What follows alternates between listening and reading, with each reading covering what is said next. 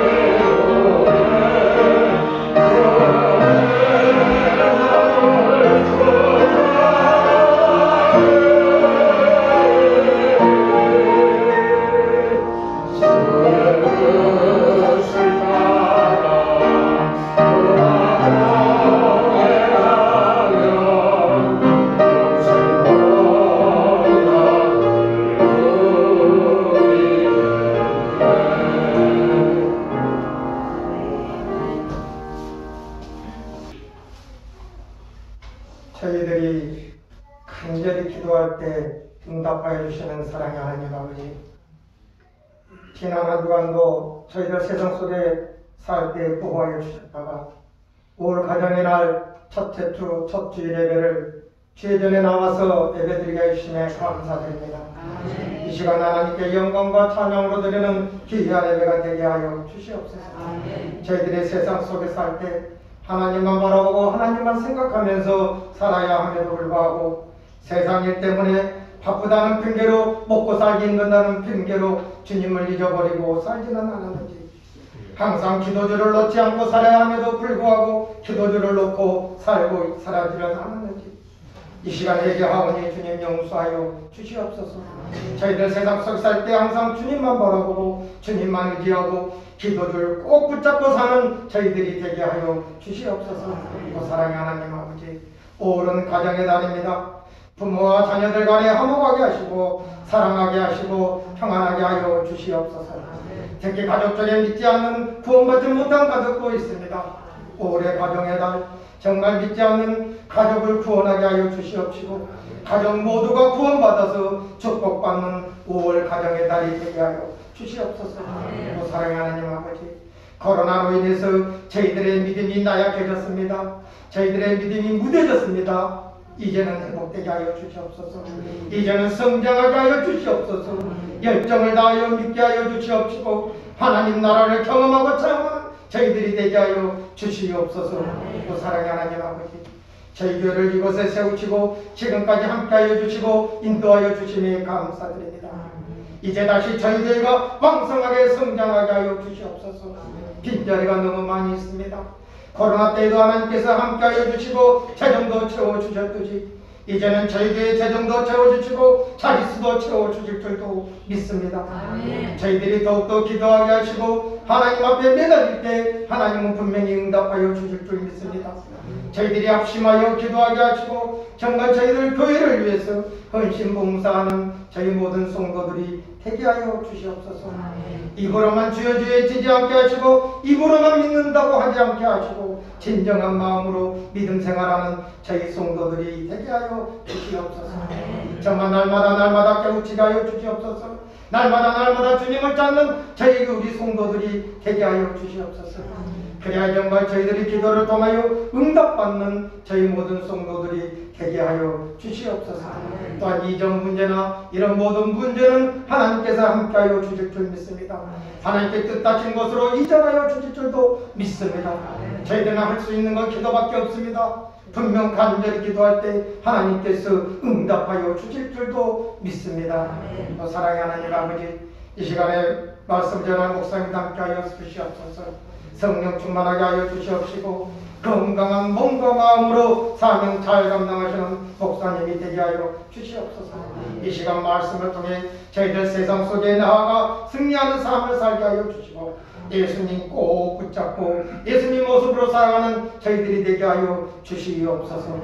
또한 이 시간에 이런저런 이유로 주의 전에 나오지 못한 성도들이 있습니다. 어느 곳에 있든지 이곳에 생각하게 하여 주시옵시고 정말 주일날 주의 전에 나와서 예배드리는 우리 모든 성도들이 되게 하여 주시옵소서. 정말 주님을 만난 것은 주의 전이라는 것을 항상 생각하면서 열심히 믿음 생활하는 우리 성도들이 되게 하여 주시옵소서. 또 아픈 성도들도 있습니다. 치유하여 주시옵소서. 치유를 통하여 정말 하나님을 간증하고 증거하는 그런 경험하고 체험하는 우리 아픈 환자들이 되게 하여 주시옵소서. 하루속히 치유하여 정말 주의 일을 하는 데 있어서 전혀 정말 부담이 없도록 정말 건강하게 하나님께 봉사하는 그런 환자들이 또한 되게 하여 주시고 하루속히 치유하여 주시고 고통에서 벗어나게 하여 주시옵소서. 또한 환자가 있는 가정에서도 하나님께서 함께하여 주시고 정말 그 환자를 통하여 고통 근심에서 사라지게 하여 주시옵소서. 또한 사랑의 하나님 아버지, 사업하는 성도들도 있습니다. 사업장에도 함께하여 주시고 축복하여 주시고 감사함이 넘치는 사업장이 되게 하여 주시옵소서. 또한 어떤 일을 하든지 그곳에도 함께하여 주시고 하나님께서 축복하여 주실 줄 믿습니다. 우리 주은혜 교회를 통해서 믿는 모든 성도들은 정말 감사함이 넘치는 우리 성도들이 되게 하여 주실 줄 믿습니다. 항상 저희 교회를 사랑하시고 저희 성도들을 사랑하시는 예수님의 이름으로 기도드립니다. 아멘.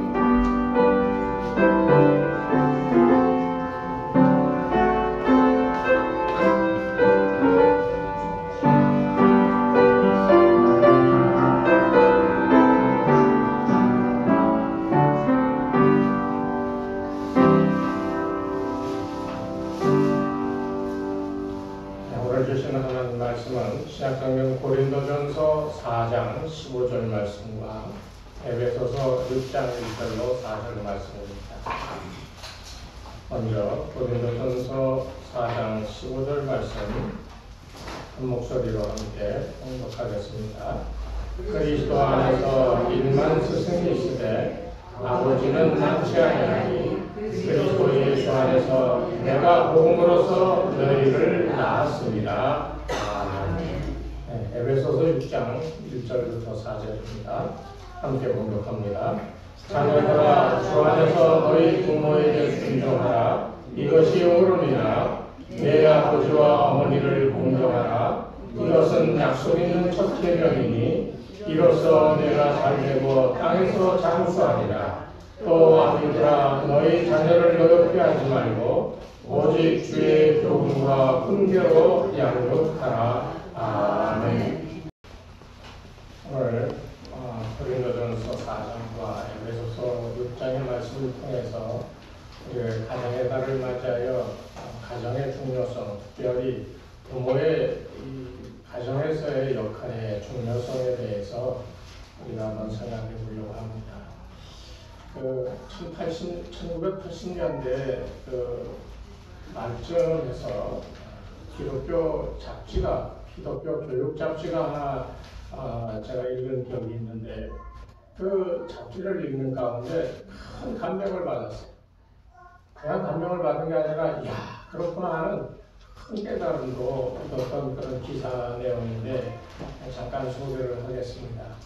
이 라이언 와이트라고 하는 이 소년이 있었는데 이 소년이요 이 병이 걸려서 13살 때 혈류병에 걸렸어요. 그래서 그 치료를 잘 받고 수술을 하고 그리고 수혈을 받고 이제 수술 잘 했다고 그러고 있는데 갑자기 몸에 이상이 생기기 시작했는데 수혈이 잘못됐어요. 뭐가 잘못됐느냐? 이 수혈을 다른 사람의 피를 받았는데 그 피가 후천성 그 면역결핍증 뭐라고 그러죠? 에이즈 걸린 사람의 피가 수혈이 됐어요. 그래가지고 이 소년이 이제는 속수무책이에요. 어떻게 할 수가 없어. 이제 죽는 날만 기다리는 그런 상황이 됐어요. 그랬는데 이 아이는 자기 자신이 죽는다 하는 것을 알면서도 뭐 그렇게 실망하거나 원망도 하지 않고 그냥 늘 하던 대로 밝게 웃으면서 친절하게 남은 날들을 보냈어요. 이제 그 내용들이 이 방송 매체를 통해서 이제 알려지고 그러다 보니까 유명한 사람들이 찾아와서 또 편지로 또 이 선물을 보내면서 격려하기 시작했어요. 그 당시 미국 대통령이었던 도널드 레이건 대통령이 이 아이를 찾아와서 격려해주고 그러고 갔어요. 그 당시 최고의 슈퍼스타였던 마이클 잭슨이 와가지고 그 아이와 함께 잘 지내고 위로하고 그러고 갔어요. 수많은 사람들이 방문하고 이 아이를 위로했지만 그로부터 5년을 더 살고 18살에 죽게 됩니다. 이제 마지막이다 하는 그 시간이 다가오는데 그 마지막 시간에 아버지와 아들이 대화를 나누는데요. 그 대화가 참으로 가슴을 뭉클하게 만듭니다. 아버지가 그 아들에게 그렇게 얘기합니다. 죽어가는 아들에게 아들아 미안하다. 내가 더 이상 너에게 뭘 해줄 수가 없구나. 너에게 아무것도 해줄 수 없다라고 하는 내 자신이 너무나도 부끄럽고 용서받을 수가 없어. 너에게 더 이상 선물도 줄 수 없고 사랑도 베풀 수 없는 이 무능한 아버지를 용서해달라고 그랬어요. 그러면서 눈물을 흘리니까 이 아들이 뭐라고 존재하십니까? 아니에요 아빠. 아빠는 나에게 가장 큰 선물을 주었어요. 다른 어떤 것보다도 귀한 선물을 내게 주셨기 때문에 나는 그거 받은 그거 하나만 가지고도 지금까지 행복하게 살았고 앞으로도 죽음도 두려워하지 아니하고 그 선물 꼭 붙들고 기뻐하며 갈 거예요. 그러면서 하는 말이 그 선물은 아빠가 어려서부터 내 손잡고 교회 가고 교회에서 예배 같이 드리고 집에 와서 나를 위해 기도해주고 성경 말씀을 들려주고 잠자기 전에 예수님 이야기 그리고 성경의 이야기들을 들려주고 그래서 내 마음속에 어려서부터 믿음을 심어주고 나는 교회에서 그 믿음이 성장하고 말씀이 내게 들어와 나를 온전하게 구원받게 해주신 확신을 주신 그 큰 선물을 받았기에 나는 참으로 기쁘고 즐겁게 갈 수 있을 것 같아요. 아빠 너무 고마워요. 나에게 천국 열쇠를 주셨잖아요. 그러고 갔어요. 그 사실이 이 기독교 잡지, 기독교 교육 잡지에 실려가지고요. 그 당시에 온 미국을 뜨겁게 만들었어요. 그래서 그 당시에 많은 부모들이 그 이야기를 듣고 보고 마음에 큰 감동을 받아서요. 다시금 가정에서 자녀의 기독교적인 교육이 다시 붐을 일으켰다. 그런 일들이 있었어요. 여러분, 가장 큰 선물이 뭡니까? 여러분은 자녀들에게 무슨 선물 주셨습니까? 참 우리 지금 살아가는 오늘날의 이 세상의 이 삶의 패턴이나 경향을 보면 너무 안타까운 상황들이 많이 있다는 것을 알 수 있어요. 미국의 저명한 사회학자였던 어구번 교수가 이런 책을 썼어요. Recent Social Trend, 현재 사회적인 경향에 대해서 책을 썼는데요. 거기에 4가지를 얘기하는데 가장 중요한 삶의 4가지를 그 가정마다 다 가정들이 상실해버렸다는 거예요. 상실한 4가지가 뭐냐? 첫 번째 다른 거 아니에요. 경제적 기능이라는 거예요. 예전에는 온 가족이 힘을 합쳐서 먹고 살기 위해서 애를 쓰고 수고하고 서로 일을 나누어주며 그렇게 도와주며 살았는데 지금은 회사나 공장에 그저 가서 일하고 거기서 돈 받아오고 가정은 뭔가를 생산하고 같이 수고하여 열매를 거두는 기쁨이 있는 것이 아니라 공장이나 회사에서 벌어온 것 가지고 소비하는 기관으로 전락해버렸다는 거예요. 생산하는 기능을 잃어버리고 소비하는 거에만 열중하게 되어진 이런 모습이 오늘날 가정의 첫 번째 잃어버린 기능이라는 거예요. 두 번째 기능은 교육적 기능이라는 거예요. 이게 정말 심각한 것 같아요. 이 교육적 기능이라고 하는 건 다른 거 아닙니다. 가르치는 거잖아요, 집에서. 예전에는 엄마가 딸을 가르칩니다. 얘야, 그것을 그렇게 하면 안 돼. 이건 이렇게 하고, 밥 지을 땐 뭘 어떻게 하고, 이 반찬할 땐 뭐 어떻게 하고, 옷을 지을 땐 이렇게 짓고, 뭐 이런 것처럼 다 가르쳤잖아요. 자녀들도, 아들들도 마찬가지예요. 아들아, 그 농사 지을 때 그거 그렇게 하면 안 돼. 집 고칠 때 이렇게 하고, 이거 갖다 써야 되고, 저러고 이러고, 다 아버지한테, 어머니한테 배우면서 자라났어요. 그런데, 오늘 어떻게 됐습니까? 이게 다 빼앗겨져 버렸다는 거예요. 종교적 기능도 마찬가지라는 거예요. 4가지 기능이 경제적 기능, 교육적 기능, 종교적 기능, 그 다음에 오락적 기능, 이 4가지가 있는데 이게 다 가정 안에 있어야 될 것이 다 빼앗겨져서 더 이상 가정에 존재하지 않는다는 거예요. 교육적 기능, 경제적 기능, 이거 한번 생각해 보세요. 아까 말씀드렸듯이 예전에는 온 가족이 다 힘을 합하여 뭔가를 위해 애쓰며 수고하며 그렇게 살았어.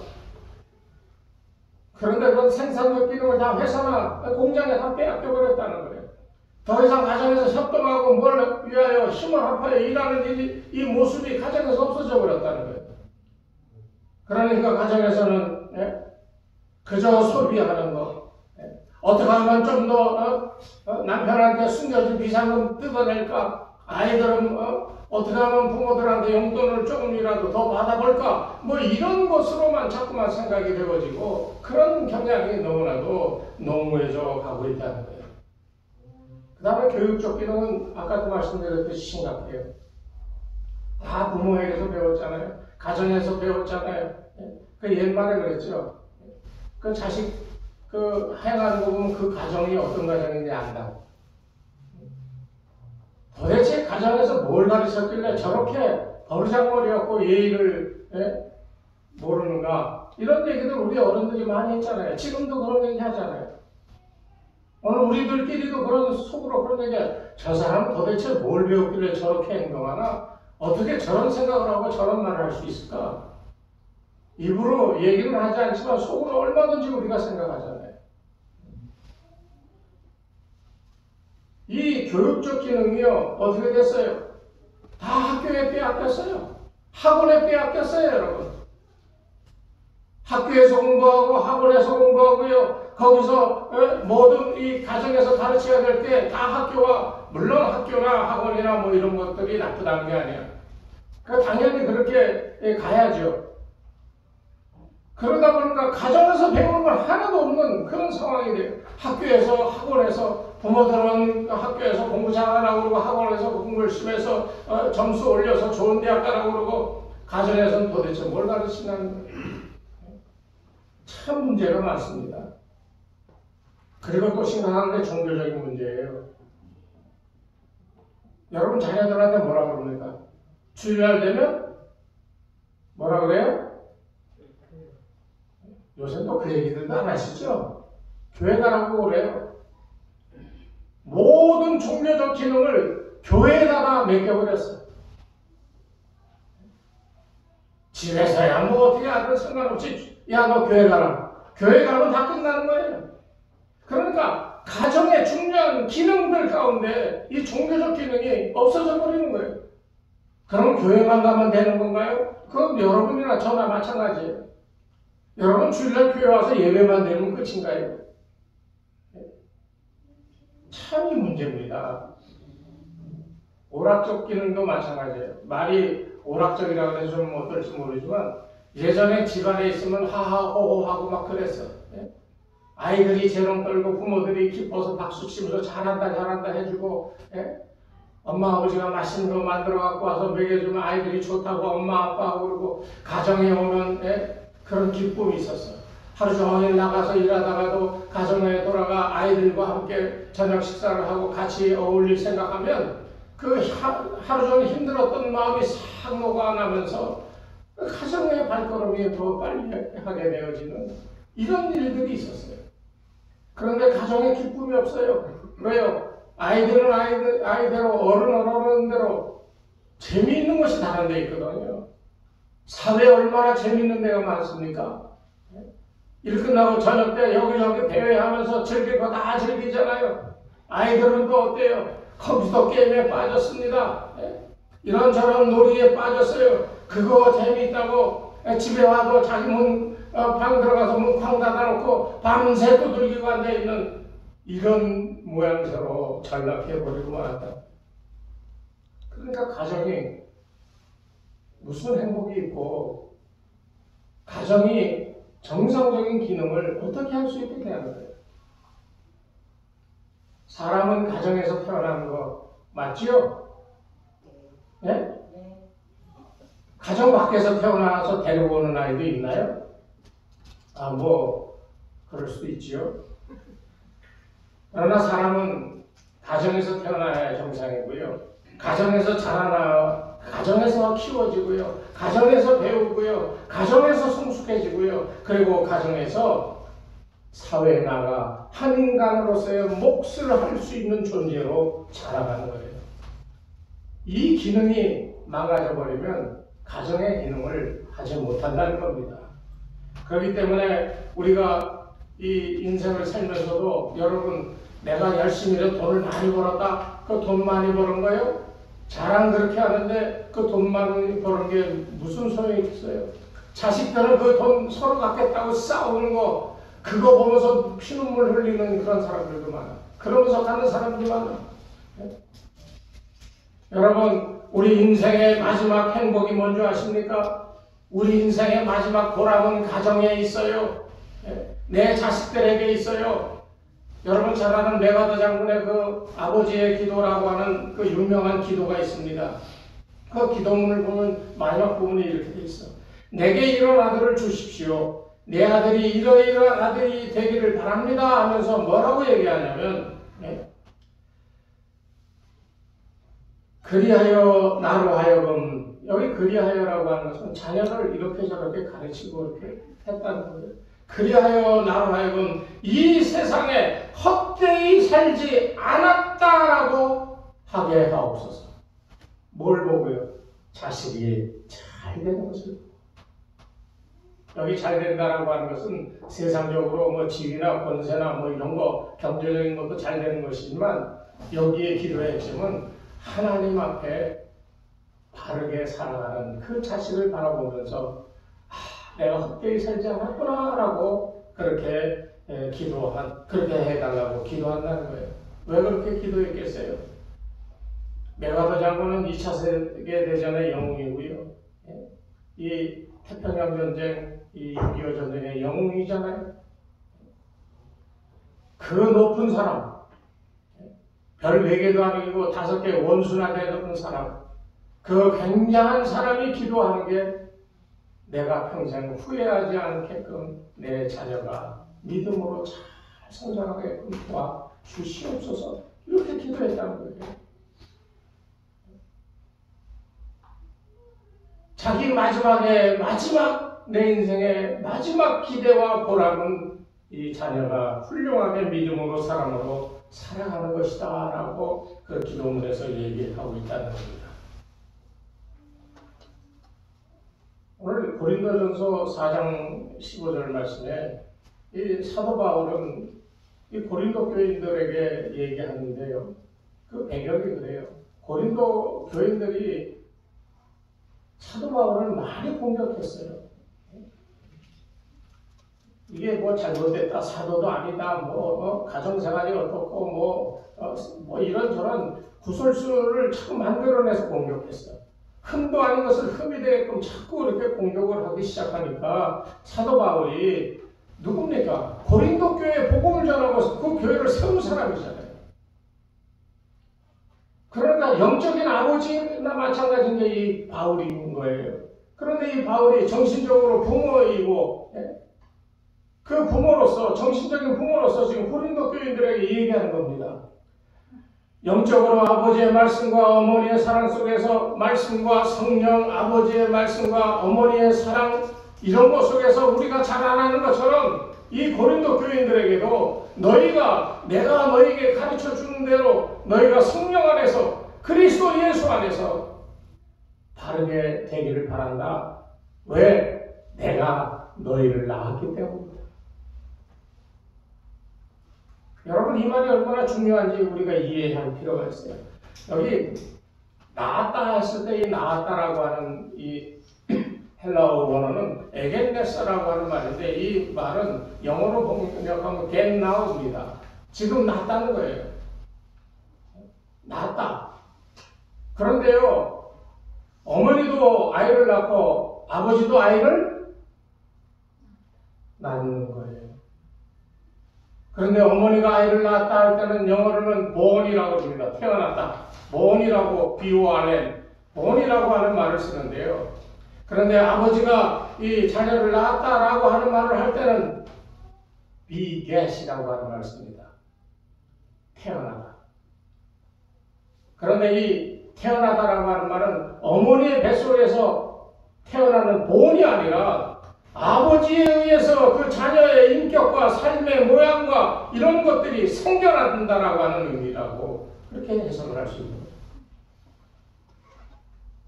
그러니까 바울은 지금 이 고린도 교인들을 향하여 너희가 이런 잘못된 이 가르침을 받고 거짓 선지자들에 의해서 너희가 잘못되고 있는데 내가 너희를 낳았어. 그런 나를 본받는 자가 되라. 이 말의 의미는 너희가 잘못된 것을 행실을 다 버리고 내가 너희에게 가르쳐준 대로 다시금 나가는 거예요. 어떻게? 나처럼 되기를 원한다라고 바울은 그렇게 지금 내가 너희를 낳았다라고 얘기하고 있는 거예요. 이거는 생명이 태어나는 걸 수가 있는데요. 단순히 육체적인 생명이 태어나는 것이 아니라 이것은 생산적인 의미로서 생명의 기원이 되었다는 말이에요. 내가 너에게 복음을 전하여 너희가 죽을 운명이었던 이 너희 인생들을 영원히 살 수 있도록 내가 너희를 낳았다. 너희를 그렇게 변화시켰다. 너희를 다시금 생명의 나라로 옮겨줬다라고 하는 의미로서 낳았다라고 얘기하고 있다는 겁니다. 여러분 이거 정말 우리 잘 생각해야 돼요. 가정에서요, 가정에 문제가 있고 부모 자녀 간에 또 부부 간에 문제가 있을 때 여러분 잘 생각하셔야 돼요. 우리는 자녀를 태어나게 하는 존재고요. 그리고 자라나게 하고 아버지로서 어머니로서 자녀에게 무언가 그 자녀가 우리를 닮아 내가 너를 낳았다 생명을 주었을 뿐만 아니라 육체적으로 또는 영적으로 너의 인격을 위하여 내가 너를 낳았다라고 얘기할 수 있는 그런 존재가 되어야 된다는 거예요. 참 이게 어렵지요. 살아보니까 자식 말 되게 안 듣지요. 교회 가자 해도 안 가지요. 뭐 좀 하라 그래도 안 하지요. 이게 왜 그런 줄 아십니까? 죄송한 얘기지만요. 부모가 부모로서 종교적으로, 인격적으로 모범이 되어서 보여주지 못했기 때문입니다.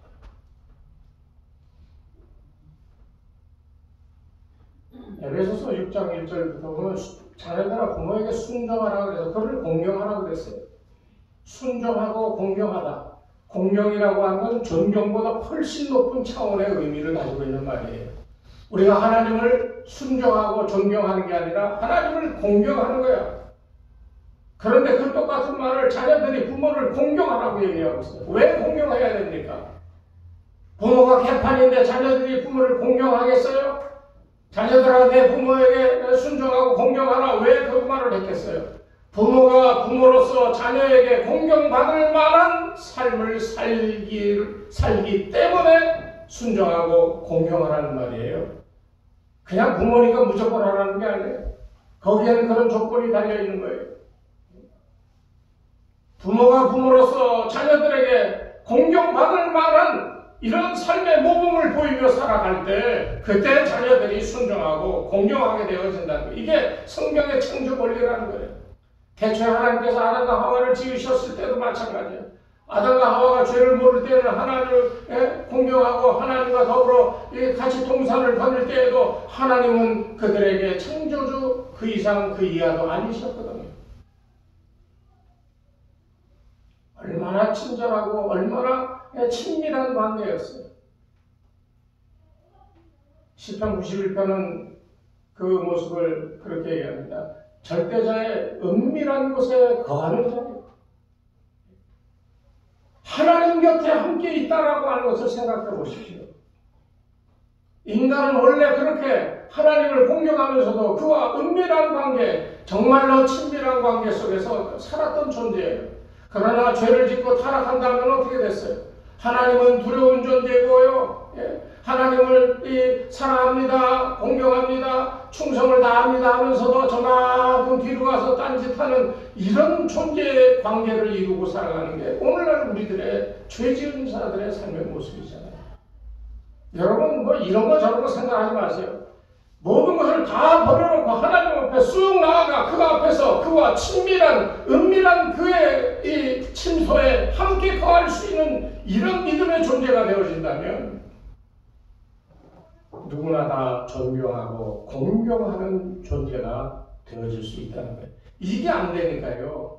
부모들이 이런 믿음의 삶의 모습을 모범으로 보여주지 않으니까요.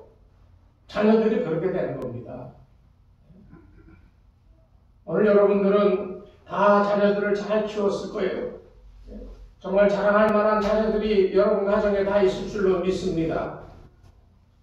중요한 것은 계속하여 한 번 이렇게 보여주고 한 번 쏟아주고 한 번 사랑을 베풀었다고 되어지는 게 아니라 계속 되어져야 돼요. 미국의 그 교육학자 중에 어떤 분이 이 parents, 부모잖아요. 그런데 이 부모라고 하는 단어를 신조어를 만들었어. 어떻게? parenting, 부모화. 부모화라고 하는 이 단어를 사용해서 부모가 계속 부모화 되어져 가야 된다는 거예요. 부모는 한 번 부모면 그 부모는 처음 부모가 되어서 자녀를 얻었을 때부터 시작해서 끝날 때까지 죽을 때까지 부모로서 부모화되어 자녀들을 가르치고 모범을 보여주며 그로 하여금 자녀들로 하여금 올바른 선택과 믿음 속에 살아가도록 부모화 되어져 가야 된다고 그렇게 얘기했어요. 참 공감이 되는 말입니다. 여러분 지난 인생 가운데 자녀들에게 부모화되어 부모로서 보여줘야 될 믿음의 모범, 인격적인 어떤 삶의 자세들, 이런 것들 여러분 뭘 보여주셨습니까? 자녀가 잘 되는 거예요. 물론 자녀가 똑똑하고 잘나서 잘 될 수도 있어. 그러나 대부분은요, 부모 닮아갑니다. 부모 닮아가는 거예요. 언젠가도 제가 말씀드렸지만 이 신명기 1장 3절 말씀에 보면 하나님께서 여호수아에게 그렇게 신명기가 아니라 여호수아서 그렇게 얘기합니다. 내가 모세에게 말한 바와 같이 너희 발바닥으로 밟는 곳은 모두 너희에게 주었노라 그랬거든요. 그런데 나는 이 말씀 한마디 믿고 실천하는 사람을 나는 봤어요. 제가 미국에 살 때 우리 집 앞에 길 건너편에 그 유대인 이 커뮤니티 센터가 있는데요. 그게 20에이커니까 약 한 1에이커가 한 900, 한 몇십 평 되니까 20 몇 평 되는 거예요? 한 20만 평 되나요? 그런 넓은 땅에 회당이 있고 체육관이 있고 축구장이 있고 유대인 자녀들을 위해서 모든 시설이 그 안에 다 있어. 물론 어른들을 위한 뭐 수영장도 있고 테니스장도 있고 그럽니다만 저도 거기 바로 옆에 사는 친구가 유대인이었기 때문에 한 두어 번 거기 회당에 가서 토요일 날마다 히브리어를 가르치고 그 강독하는 그 몇 번 참석해 봤는데 그 얘기를 들으니까요 정말 감동적이에요.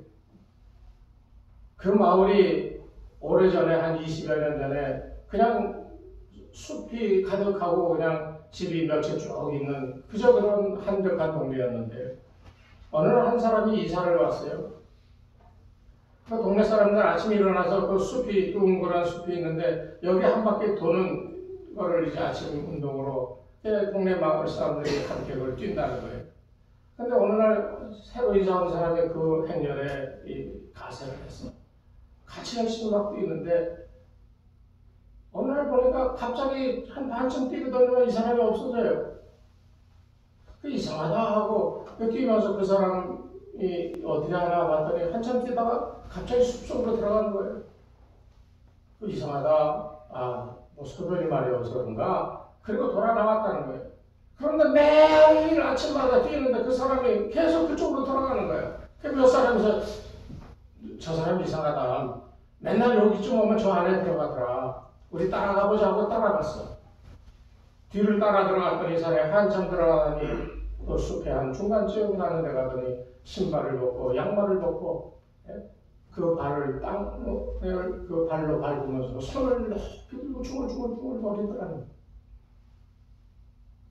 그래서 이상하다. 저 사람 뭐. 그래서 그 사람한테 그 다음날 물었다는 거예요. 당신은 뛰다가 말고 들어가서 신발을 벗고 손을 높이 들고 뭐 하는 거냐 그랬더니 이 사람이 뭐라 그러냐면 하나님이 내 발로 밟는 땅을 우리에게 주셨다고 그랬으니까 이 동네 유대인들이 많이 우리 동족들이 모여 사는데 좋은 학교도 만들어야 되고 좋은 동네를 만들어야 되는데 그러려면 우리가 모일 수 있는 이 센터가 있어야 되는데 내가 보기에 이 숲, 이 한가운데가 정말 좋은 땅인 것 같다.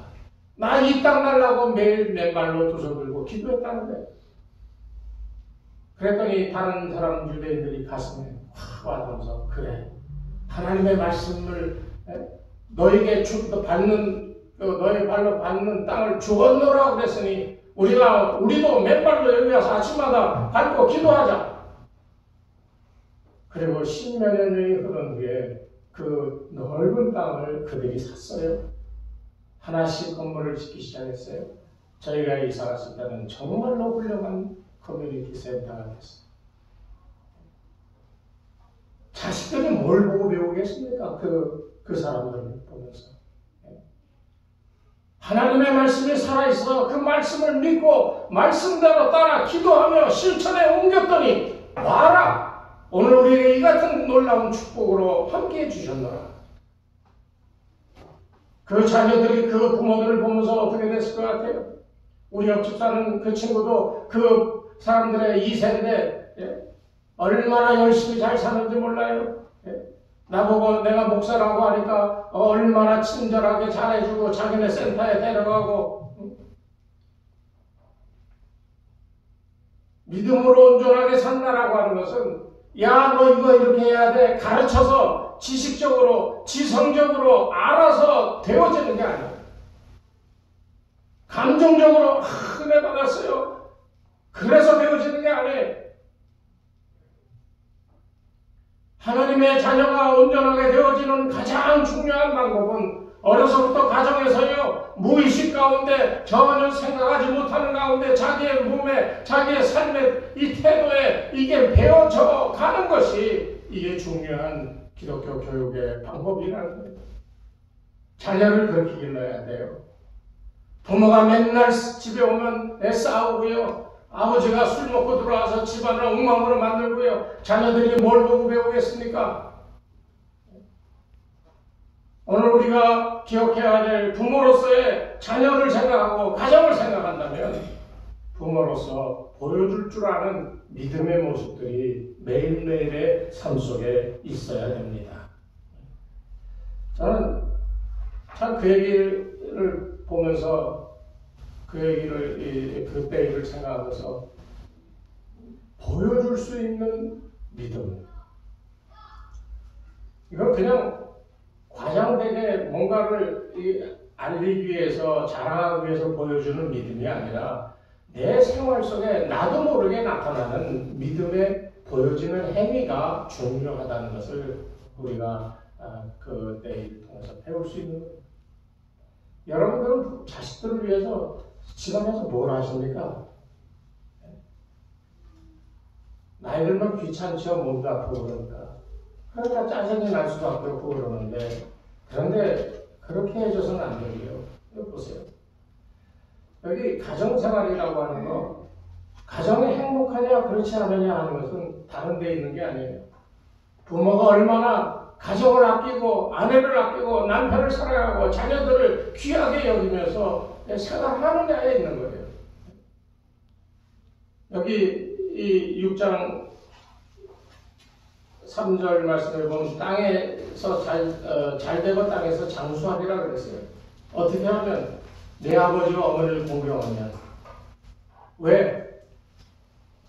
이게 하나님의 계명이기 때문이라는 거예요. 하나님의 말씀 변치 않기 때문에 2000년 전이나 3000년 전이나 아니면 모릅니다. 그 하나님의 말씀은 그대로 이루어지는 거예요. 왜 예전에 믿음의 선조들은 하나님 말씀대로 행하여 그 놀라운 기적 같은 일들을 많이 경험하며 살았는데 왜 오늘날 우리는 하나님 말씀의 이 권세를 체험하지도 못하고 이 기적 같은 일을 우리는 경험하지 못하는 겁니까? 우리 생활이 너무 현대화되어서 그래요. 편리한 것만 추구하고 나 좋은 것만 하고, 그러다 보니까 하나님 좋은 거를 해야 되는데 나 좋은 것만 골라서 하다 보니까 이게 안 되는 거예요. 저는 우리 성도님들이 좀 이런 사고방식으로 바뀌었으면 좋겠어요.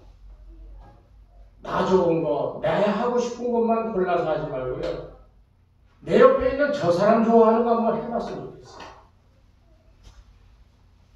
저 사람이 하고 싶어하고 좋아하고 바라는 거를 한 번쯤 내가 해주고 싶어. 이게 습관화되어야, 생활화되어야 형제사랑과 신령한 그리스도 예수 안에서의 형제자매의 교제가 무엇인가를 깨닫게 되어져요. 예수님은 주라 그랬는데 받는 것보다 주는 것이 복이 있다 그랬는데 복 받으려면 줘야 되는데 자꾸 받으려고 그러니까 복이 멀어져 가는 거예요. 그러니까 여러분 한번 실천해 보세요. 나 좋아하는 것보다 내 남편 좋아하는 걸 한번 집에 가서 해보세요. 나 좋아하는 것보다 내 아내 좋아하는 걸 해보세요. 부모들이 좋아하고 바라는 거 그거보다 자식들이 좋아하고 바라는 거를 그걸 한번 해줘 보세요.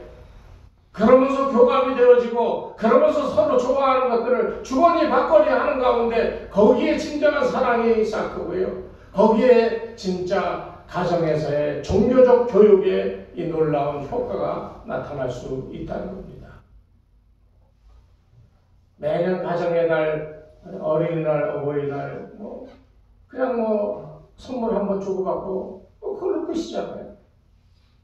그러나 이제는 좀 달라지십시다. 나 좋아하는 것보다 저 사람이 좋아하는 것, 그거 서로 나누다 보면 그 다음에 하나님이 좋아하는 것을 행할 수밖에 없어요. 왜?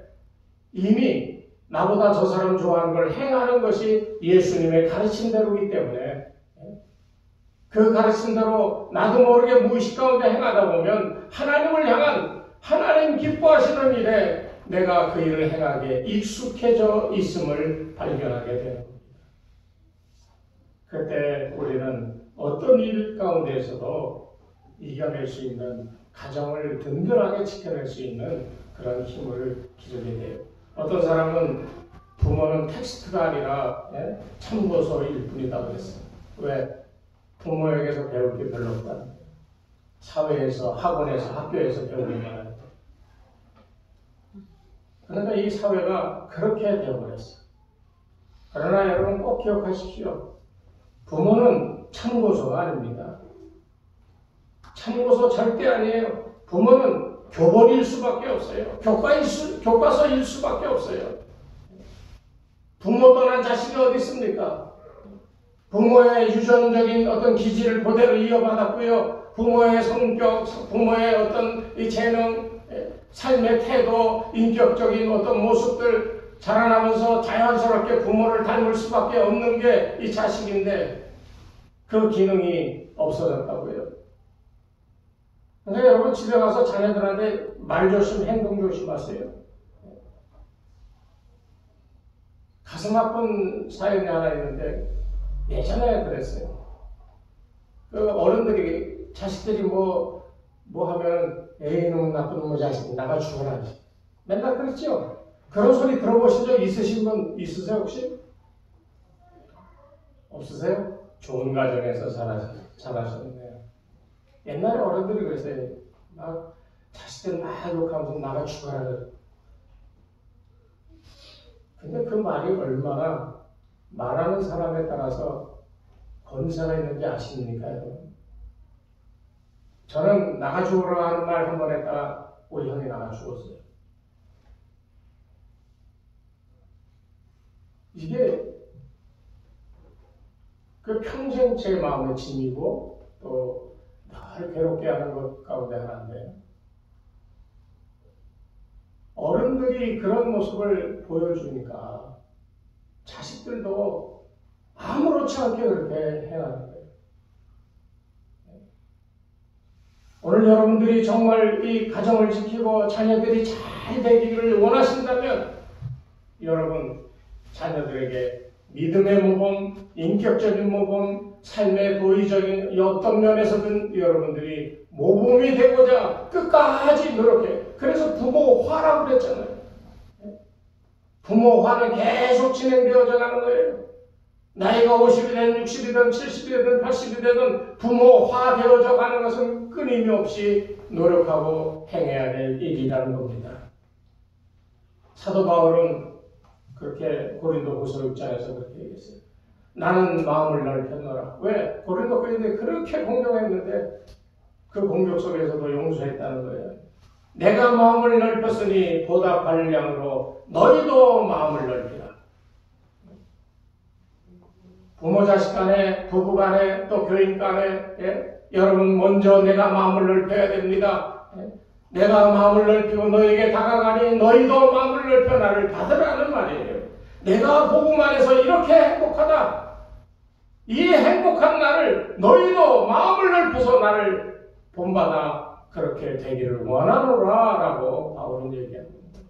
오늘 제가 여러분에게 마지막으로 드리고 싶은 말이 뭐예요?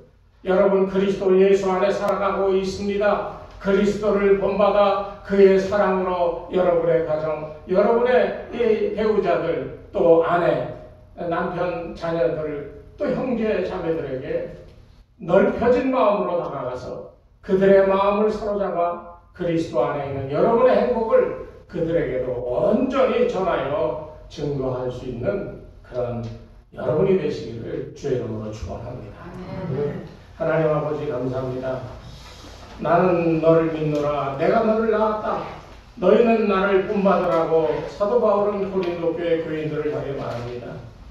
아버지 하나님, 오늘 우리도 우리의 가정을 향하여, 우리의 가정의 모든 식구들을 향하여 너희를 믿는다. 내가 너를 낳았다. 인격적으로 낳았고 정신적으로 낳았고 또 도덕적으로 윤리적으로 너희를 낳았으니 내가 너희를 위하여 수고하고 노력하며 바르게 믿음의 삶을 살고자 하는 나를 본받으라 말할 수 있는 거룩한 부모들, 거룩한 종들 다 되게 축복하여 주시옵소서. 예수님의 이름으로 기도드리옵나이다. 아멘. 559장 찬송하겠습니다.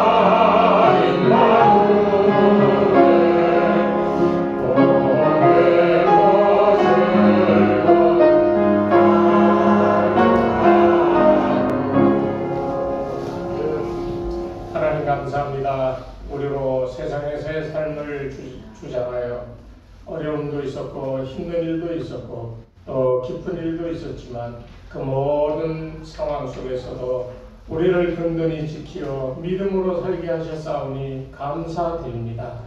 연약한 것도 있고 죄된 것도 있고 부족한 거 있지만 다 주님 앞에 내려놓고 주의 은혜로 새롭게 되어서 아버지 하나님 능력 있고 새 힘을 갖고 세상에 나가 살고자 하오니 주님 도와주시되 끝까지 동행하며 우리의 삶의 모든 것이 다 주의 뜻 가운데 복된 모습으로 나타나게 도와주시옵소서.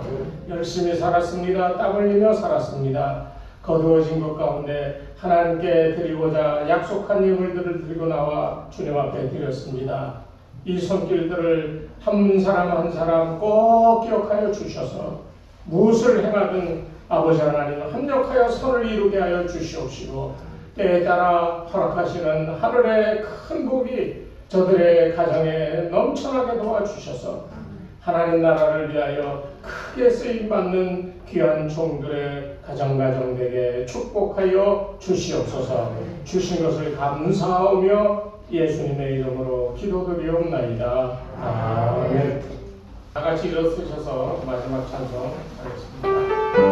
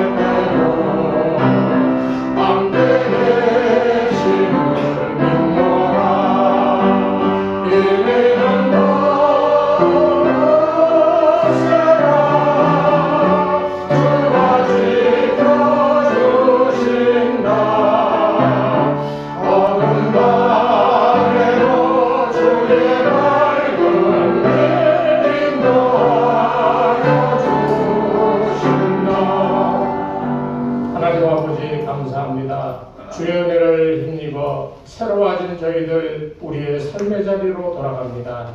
주님 지켜주시고 통행하여 주시옵소서. 이제는 우리 주 예수 그리스도의 은혜와 하나님 아버지의 무한하신 사랑하심과 성령님의 감화감동 인도하심이 이 시간 머리 숙인 주의 백성들 위해 저들의 가정과 자녀들과 그 모든 생업 위에 이 교회 위에 이제로부터 영원토록 함께 하옵시기를 간절히 축원하옵나이다. 아멘.